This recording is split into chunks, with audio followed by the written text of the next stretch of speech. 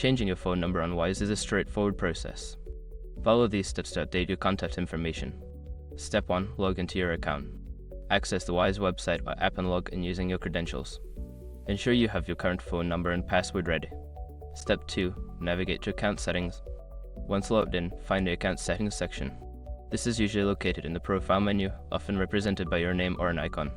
Step 3. Select phone number. In account settings, look for the option to update your phone number. Click on this option to proceed with the change. Step 4. Enter new phone number. Input your new phone number in the designated field. Make sure to double check the number for accuracy to avoid any issues. Step 5. Verify your new number.